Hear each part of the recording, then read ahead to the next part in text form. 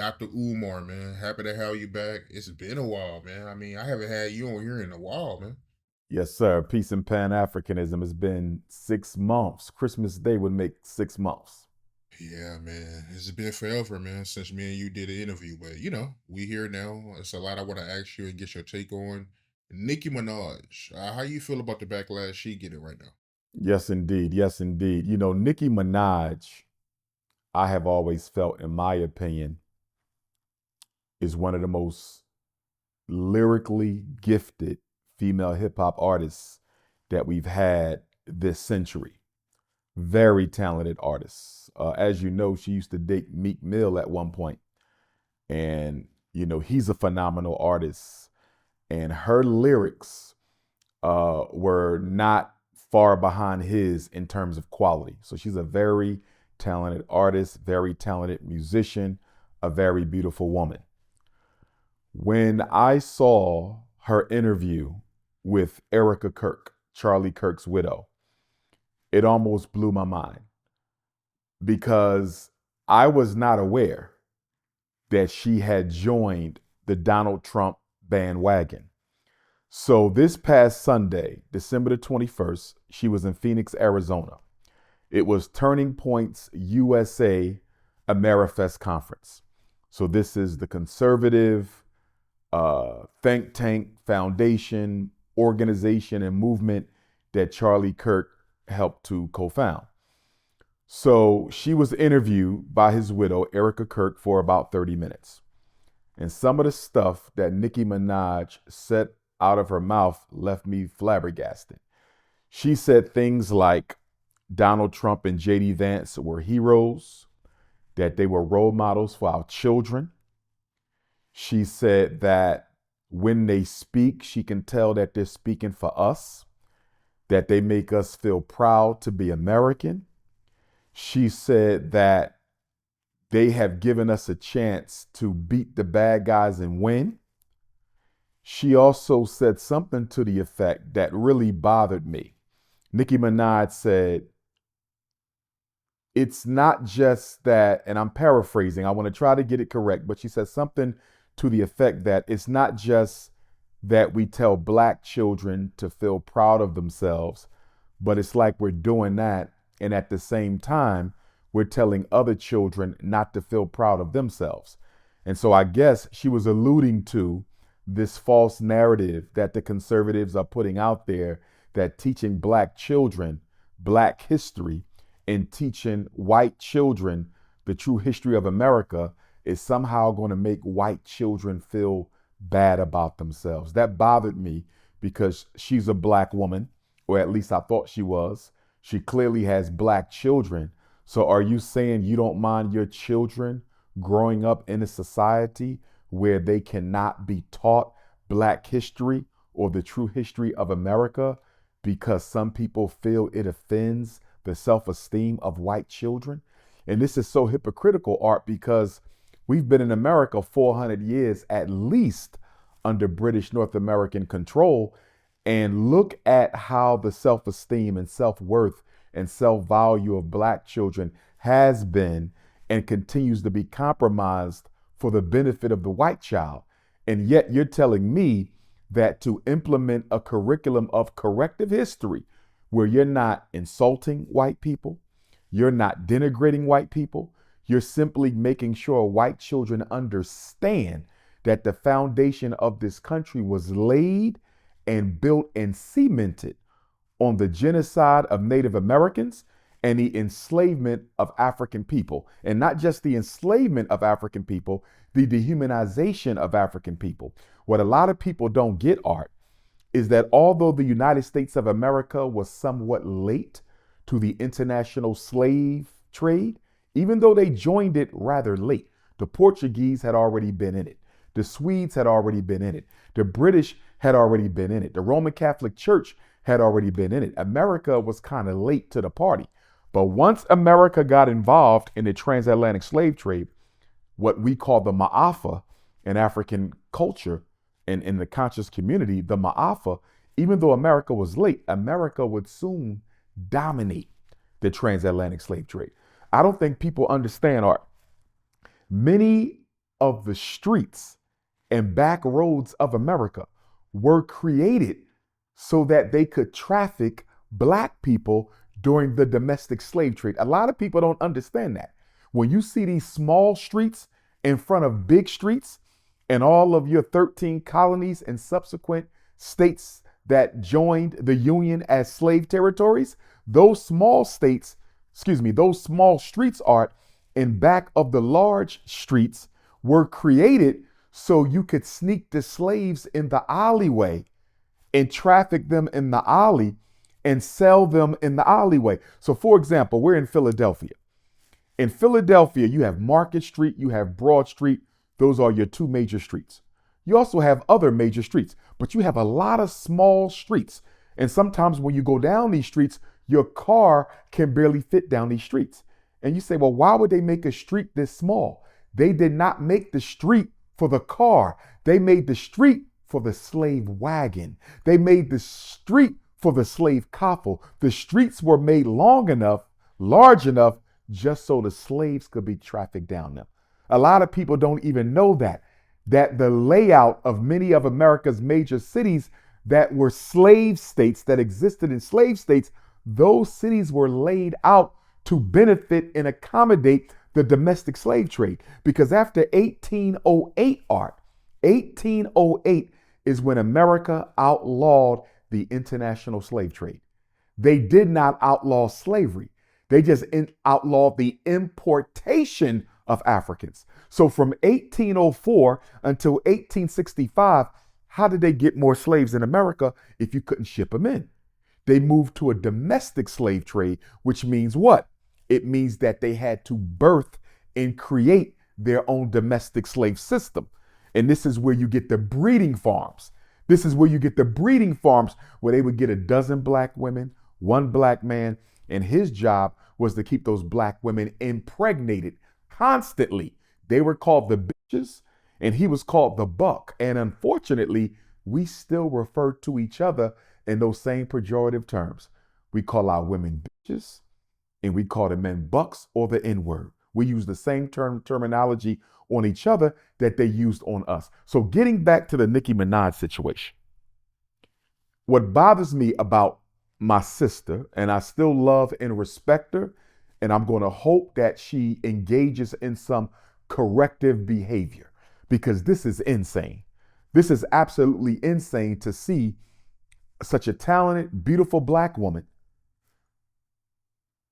build her career through black culture by way of the hip hop movement, become a multi-millionaire, one of the top selling artists of this century, and to use black culture to build your career and then turn around and use the platform that was created through black culture and hip hop.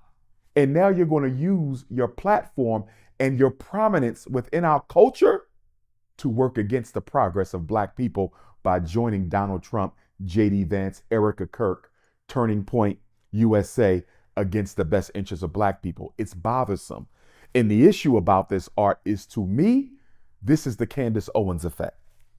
This is the Candace Owens effect. What did Candace Owens do? Back in 2007, Candace Owens and her parents, along with the NAACP in Stamford, Connecticut, sued Candace Owens' school district because Candace Owens was receiving threats from some of her white schoolmates. They were calling her racist names. They were leaving racist voicemails, sexist voicemails. There was threats against Candace Owens, and the school district in Stamford, Connecticut sat by and did nothing. So Candace Owens and her parents, with the NAACP's help, rightfully sued the Stamford, Connecticut School Board, I believe it was, to a tune of $37,500. So you have Candace Owens, a black woman, another very articulate, intelligent, attractive black woman, just like Nicki Minaj, who benefited from civil rights, okay, and used those civil rights that our ancestors fought for to bring suit against a white racist school district. And then she spins the block on civil rights, and now look at her. She goes and gets a white husband, and now she's one of the biggest supporters of the conservative white racist agenda against African people. And as she's touring the country and she's all over the news media, okay, trying to defend the honor, integrity, and legacy of another racist in Charlie Kirk. And don't get me wrong, I didn't appreciate the way that he lost his life. I didn't appreciate black people making a mockery of him, because I wouldn't want anybody to be made a mockery of when you lose your life in front of your wife and children. That is not to be made fun of. But at the same time, how is Candace Owens running around championing the legacy of Charlie Kirk, while at the same time you made a documentary trying to prove to the whole world that George Floyd was not suffocated to death by the knee of a police officer? So you will make a documentary to try to make a black man who was assassinated look like a criminal, and then you'll turn around and go out of your way and even put your safety and the safety of your children in jeopardy to champion the legacy of a racist Charlie Kirk, who Candace Owens refers to as her best friend. How in the hell can a black woman have a white racist as a best friend? Look at the things Charlie Kirk said about black women. Look at the things Charlie Kirk said about black men. But getting back to Nicki Minaj, I believe that Donald Trump and the conservative movement in this country selected Nicki Minaj because they needed a replacement for Candace Owens. Remember, Candace Owens has fallen out of favor with the Republican Party and the mainstream conservative white agenda, because she's now exposing the Zionist control of the conservative movement and of the United States government. In fact, Art, I would argue that Charlie Kirk was assassinated, I believe, by the Zionist movement. Charlie Kirk began to question Zionist infiltration of the U.S. government. He began to question Zionist control of U.S. institutions, systems, and industries. And he began to get a little bit out of hand with his rebuke of the Israeli agenda. I believe that's why Charlie Kirk was assassinated. And I believe that because he was becoming so unapologetic in his criticism of the Israeli influence in America, along with the Zionist influence of America, that he was unalived. And because Candace Owens followed suit behind Charlie Kirk, and she started exposing the Zionist control of the United States government, they had to distance themselves from Candace. So if we're going to distance ourselves from Candace, and this is Donald Trump, the Republican Party, and the mainstream white conservative movement, we got to find another black woman. We got to find another black woman who can compete with Candace Owens nationally and internationally, to bring attention away from Candace Owens, who is highlighting the Israeli influence on American politics. And so who better to use than Nicki Minaj? Now, I don't know why Nicki Minaj is doing this. I don't know if she's getting paid. I don't know if it's a favor. I don't know if it's an exchange, as some people have suggested. Okay, I don't know. But I know it's not right. I know it's wrong. I mean, look at all the black women, Art, who Donald Trump has had laid off of their jobs. According to the Department of Labor, between 300 and 400,000 black women have lost their jobs since March because of Donald Trump's policies. So Nicki Minaj, in all respect, if you see yourself as a black woman, how can you sit up there with Erica Kirk and talk about black kids being made to be proud of themselves at the expense of white children? Where has that ever happened, Art? I'm an educator. I'm a principal. I'm a school psychologist. I ain't been in no school in America where white kids are made to feel bad about being white so black children can be proud about their African heritage. Where is that at? Somebody show me where white kids are being mistreated at the expense or for the benefit of black children. First of all, most teachers are white. Most public schools are white controlled. Most private schools are white controlled. All your Catholic schools are white controlled. What are we talking about? Most lawyers in America are white. Most doctors in America are white. Most real estate in America is owned by white people. Most politicians are white. In the US Senate, you only have 3 black senators. You might get 4 if Jasmine Crockett wins, but they don't have any influence. Cory Booker, what good has he been? Raphael Warnock, what good has he been? Tim Scott, what good has he been? And if Jasmine Crockett wins, what good will she be? So this notion that white people are losing because of a liberal agenda to benefit black people, where is the evidence of this? Here's what we know, Art. When you understand the science of racism, racism is always being most racist when they act like racism does not exist. Let's go back to Barack Obama's presidency. When Barack Obama got elected, the racism said, we are living in a post-racial America.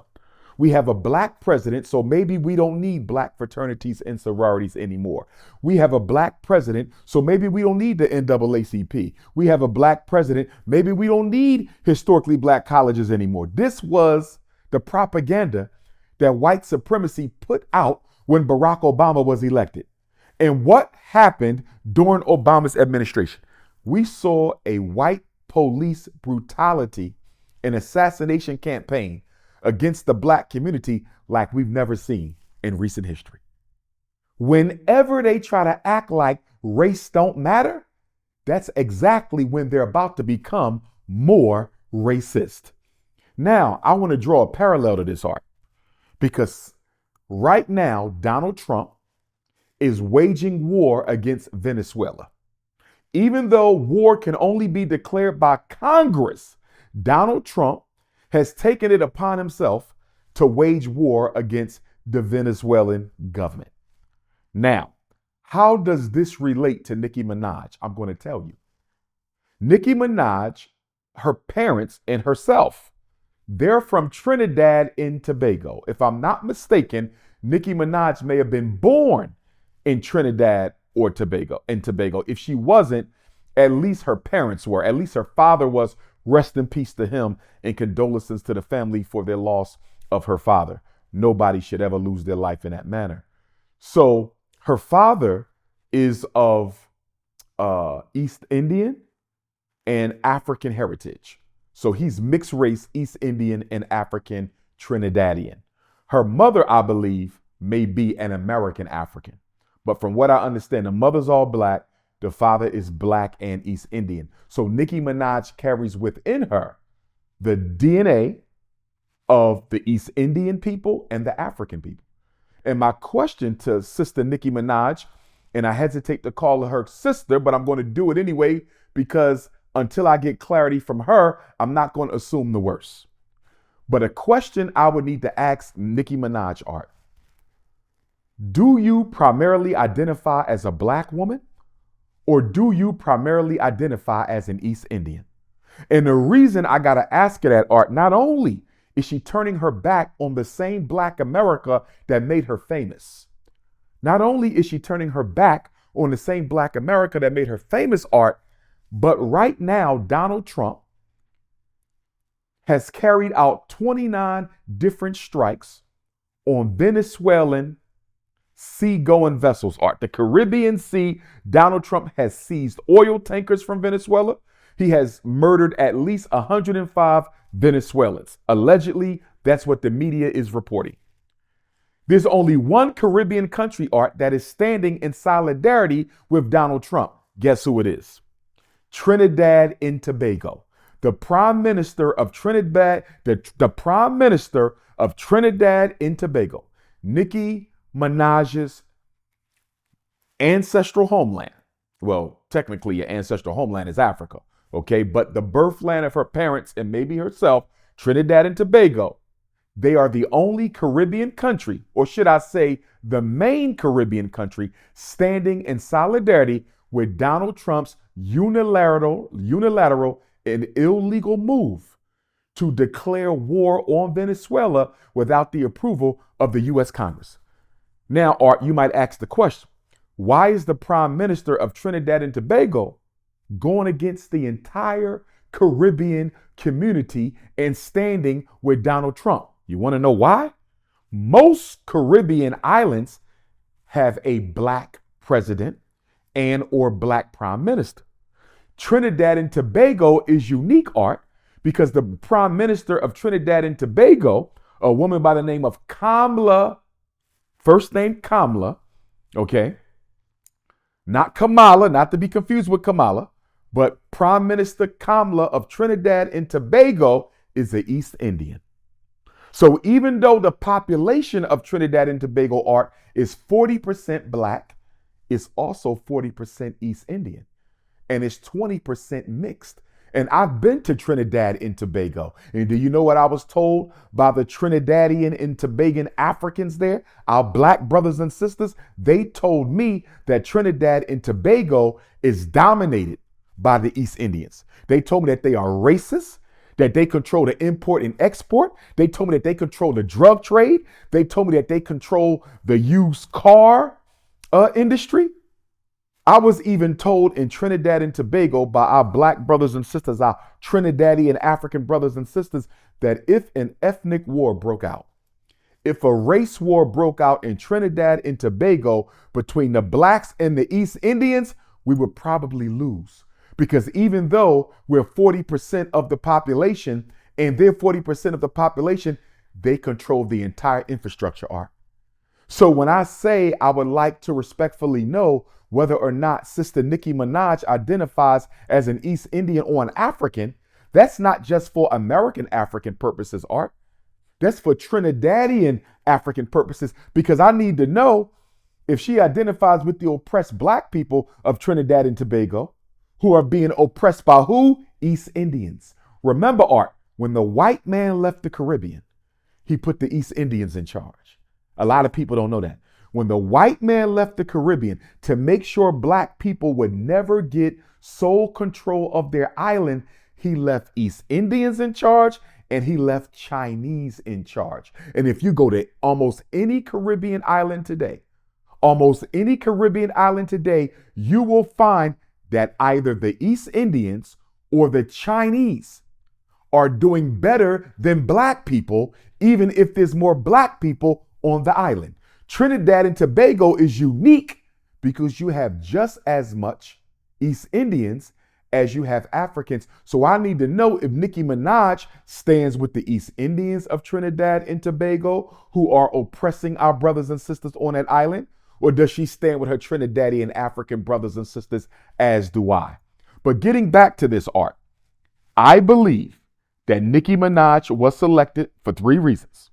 Number 1, they need somebody to neutralize Candace Owens and Jasmine Crockett. They need somebody to neutralize the conservative movement led by Donald Trump, the mainstream conservative movement led by Donald Trump. They need Candace Owens and Jasmine Crockett politically neutralized. They're hoping that Nicki Minaj's status in the hip hop industry and her popularity, not only in America, but around the world, will be enough to take care of 2 birds with 1 stone. That's the first reason they chose her. The second reason they chose her is they wanted to show Trinidad and Tobago that if you support us, we will support you. Nicki Minaj is one of your fellow country persons. Her ancestry is from Trinidad and Tobago. She has a mixed race parent from Trinidad and Tobago. So because you're standing up for Donald Trump's imperialist agenda against Venezuela, we're going to put one of yours in the limelight for us. This is geopolitical, Art. Now, let me go a step further.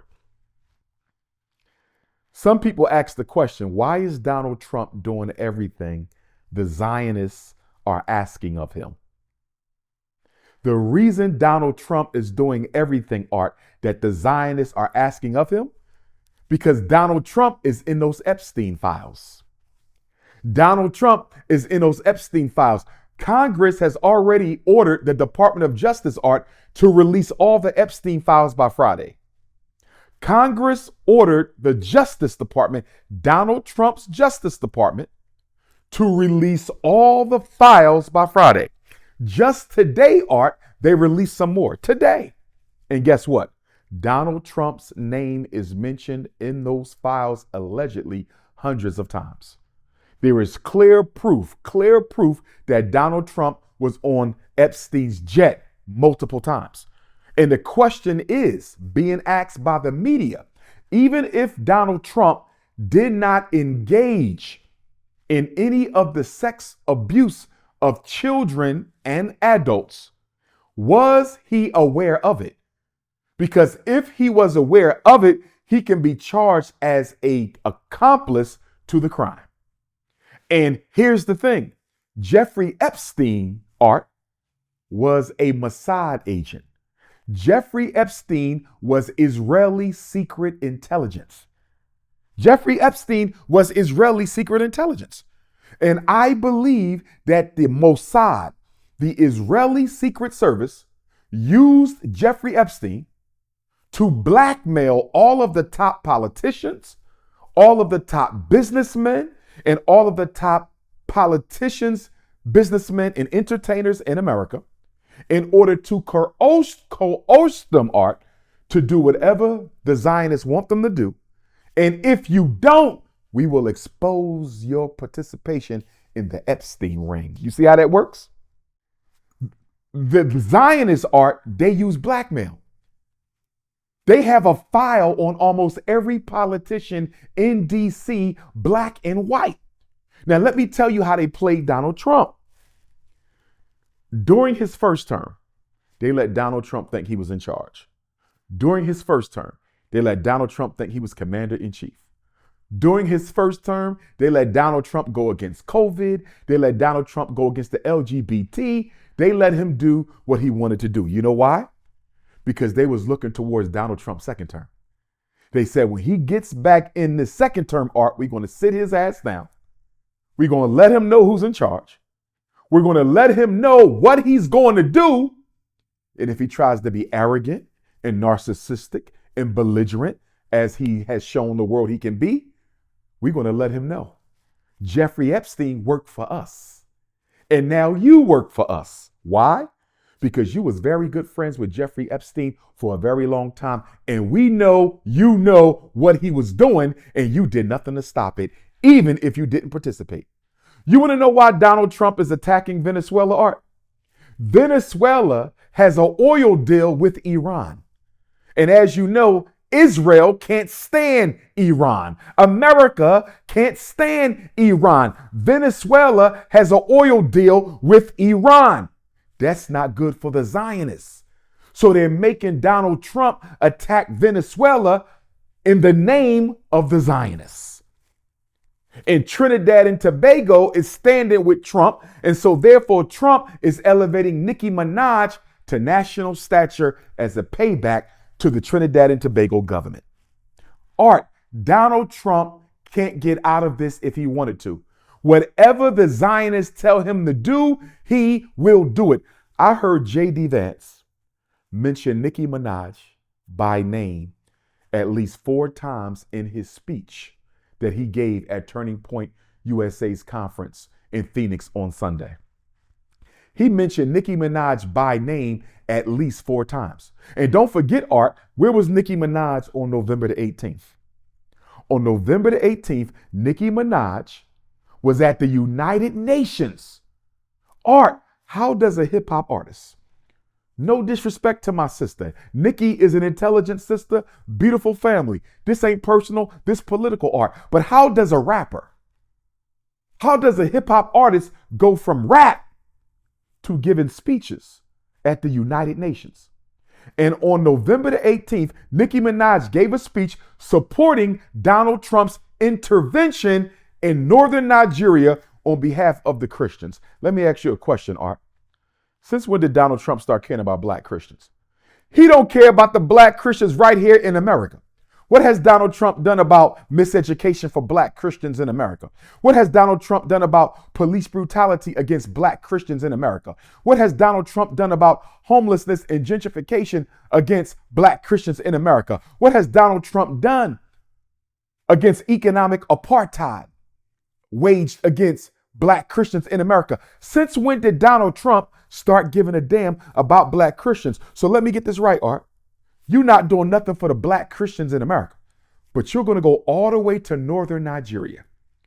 You're going to go all the way to northern Nigeria and save Nigerian Christians from genocide and abuse. Now, first, Art, let me say this. There is genocide and abuse, some genocide against my northern Nigerian Christian brothers and sisters by Muslims in the northern region that I don't condone. If the international reports are right, you've had 10,000 northern Nigerian Christians who've been massacred over so many of these past years. It's wrong. I don't condone it. And I hope the Nigerian government gets this under control. Northern Nigeria, Art, is mostly Muslim. Southern Nigeria is mostly Christian. So the the Christians who are living in Muslim-dominated northern Nigeria, they're the ones who are being harmed. But guess what, Art? This was going on when Donald Trump was president the first time. If this was going on when Donald Trump was president the first time, why didn't he do something about it then? Because he's not threatening military invasion in Nigeria because he cared about Christians. Because if that were the case, Art, why don't he do something about the South Sudanese who are being genocided right now? Why don't Donald Trump do something about the Sudanese who are being genocided right now? Why is he ignoring the Sudanese genocide, Art? Why is he ignoring the child slaves in the Congo, Art? Since he cares so much about black people, let me tell you why. Donald Trump is ignoring the genocide in Sudan because it's being carried out by Arabs from the United Arab Emirates. The Arabs from the UAE are in the Sudan killing and genociding our black Sudanese brothers and sisters to control the oil and the other natural resources. And here's the kicker, Art. Where does the United Arab Emirates get most of their weapons from? Who is the number one military supplier of weapons to the Arabs of the UAE? Donald Trump's government. Wow. Listen to this, Art. Ain't that crazy? You're talking about you're going to invade Nigeria to protect my Christian brothers and sisters in the north, but you giving weapons to Dubai. You're giving weapons to the Arabs and UAE so they can come into Sudan and genocide black people in the name of natural resources, but you care about the blacks in Nigeria. Give me a break. And what about in the Congo, Art? You got children dying, mass murder, humanitarian crisis, hunger in the Congo, been going on for years. Donald Trump won't do anything about it. You know why? Because they're mining coltan and cobalt for who? Apple computers, and for Elon Musk Tesla cars, and for American military systems. So Donald Trump isn't going to say one word about the Congo because it benefits white capitalism. He's not going to say one word about Sudan because it benefits white capitalism. And don't get me started on Haiti and what America is doing in Haiti. Since you love black Christians so much, what about the black Christians in Haiti? What about all the Haitians whose asylum in America you just canceled out and you're now hunting them down like animals all across America and sending them back to Haiti? What about them? What about the airstrikes, Art, that America has carried out in Somalia, killing innocent men, women, and children? Many of them are Christian as well, although it's an Islamic country. What about them? So you got all of these genocides of black people going on around the world. Christians, as they want to say, being murdered, but Donald Trump don't see them. He only sees the one in Nigeria. And let me tell you why, Art. I know you're familiar with Ibrahim Traoré and the Sahel Alliance. Ibrahim Traoré is the president of Burkina Faso. You also have the president of Niger, Chiani, and you have General Goita of Mali, right? Right. The real reason, Art, and I need you to get this, the real reason Donald Trump wants to invade northern Nigeria, Art, has nothing to do with black Christians. Nothing to do with my Christian brothers and sisters in the north. Northern Nigeria sits under what country, Art? Northern Nigeria sits right under Niger, one of the three countries in the Sahel Alliance. Nigeria borders Niger. And why is Niger so important, Art? Who is the number one supplier of uranium in the world? Niger. Do you know what you need uranium for, Art? Nuclear missiles, nuclear bombs, nuclear technology, nuclear warheads. Niger is the number one supplier of uranium. And in the nuclear age, Art, uranium is the vibranium of Black Panther. In the nuclear age, uranium is the vibranium that they talked about in the Black Panther movie.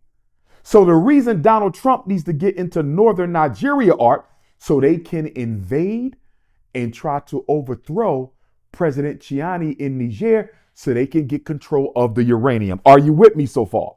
I follow you. Not only does Niger have uranium, they have gold and other resources. And then next to Niger, you have who? Mali. Mali has gold. Mali has copper. Mali has zinc and unlimited natural resources. And then Burkina Faso is only a hop, skip, and a jump from northern Nigeria. And you know they want to get rid of Ibrahim Traore. And we pray to God and the ancestors that never happens. But they want to get rid of Ibrahim Traore because he's the leader. And what does Burkina Faso have a whole lot of? Gold, Art. Donald Trump wants to geopolitically and strategically put the U.S. military in northern Nigeria so they have easy access to invade Niger right above, Mali right above to the left, and Burkina Faso right above even further to the left. Do you see that? Right. I see. This is about overthrowing independent African states, Art. Donald Trump don't give a damn about no Black Christians in Nigeria. He don't care about the ones here. So for my sister Nicki Minaj, to go to the United Nations and give voice to Donald Trump's false flag of caring about Christian Nigerians and Black Africa is a disservice to her race. Nicki Minaj, I want you to reconsider this. Please don't go down the path of Candace Owens, sister. Please recant while you can, but I don't know if she can, Art. She might be in too deep. You done already went to the UN speaking on behalf of Donald Trump's agenda to invade Nigeria so he can overthrow the Sahel Alliance. You done already went to Turning Point USA's AmeriFest conference talking about how Donald Trump makes you feel proud to be an American. Talking about how when Donald Trump and J.D. Vance speak, you know they speaking for us. And then she said, Art, that I don't want any, and I'm paraphrasing, but she said something like, I don't want any white girls with blonde hair and blue eyes to not be proud of themselves in order for Black children to be proud of themselves. I'm not quoting her exactly correct, but she's basically parroting that narrative that teaching corrective history in America's schools, teaching Black history in American schools, teaching the truth about American slavery in these schools, Art, is going to somehow damage white kids psychologically. Art, there ain't a white child in America who give a damn about what Black people think about them. There's not a white person in America who gives a damn about what Black people think about them. You know what this really is about? Sanitizing the history, Art, because on July 4th, 2026, America turns 250 years old. On July 4th, 2026, right here in Philadelphia, a few blocks from where we are, there's going to be a massive 250th birthday party for white supremacy. A massive birthday party for white supremacy, and Donald Trump and the rest of America wants to make sure that nobody spoils the party by telling the truth about how this country was built on the backs of African enslaved. That's what this is, Art. And Nicki Minaj is allowing herself to be used to undermine the self-respect and dignity of Black people, the proper education of Black children in the schools. She's allowing herself to be used as a stool pigeon to help propagate Donald Trump's agenda to invade Nigeria so he could try to overthrow Niger for the uranium, Mali for the gold, the nickel, the copper, the zinc, and Burkina Faso and its leader for the abundant gold in the unapologetically African position that Ibrahim Traore is taking. I'm disappointed in my sister. And then J.D. Vance, Art, He gets up there after Nicki Minaj and he says, in the United States, you no longer have to be ashamed to be white. When did white people, when did I miss something? When were white people ever made to feel ashamed in this country? When? Somebody give me a day, a month, an hour, a minute. This country is created by white people, dominated by white people, ran by white people for the benefit of white people. Black people have never had the upper hand in this country. So for J.D. Vance to say you no longer have to be ashamed to be white, who owned the banks? White people. Who owned the supermarkets? White people. Who owned the hospitals? White people. Who owned the schools? White people. Who sell the cars, the gas, the oil? White people. Who owned the ships? White people. So how in the hell does J.D. Vance break breath to say you no longer have to be ashamed to be white? In conclusion, Art, I would just say that I'm disappointed in my sister Nicki. You have no business using hip hop music to build yourself in black culture. Very talented sister, very articulate sister, very intelligent sister, tremendous lyricist. Few sisters I could put in front of her in terms of lyrical talent. But how dare you build a comfortable life for you and your beautiful family on black culture and then turn around and use that success to help Donald Trump leverage his military agenda against Black Africa, the Black Caribbean, and Black America. I need her to understand, Art, Sister Nicki, you are being used against the Black Caribbean. You are being used against Black Africa, and you are being used against Black America. Is what Donald Trump is offering you, is it worth that? Is it worth the turning back the clock of African people in 3 separate regions, Art? You got the Caribbean. He's pushing that Venezuela military agenda. You got Nigeria. He's pushing that fake save the Christians in the North agenda so he can access Ibrahim Traore. And of course, you see what he's doing to black folks. I hope my sister rethinks what she's doing. I got nothing but love for her and her family. But Nicki Minaj, please, please, please, sister, do not go down in history as one of the greatest who ever lived in the 21st century.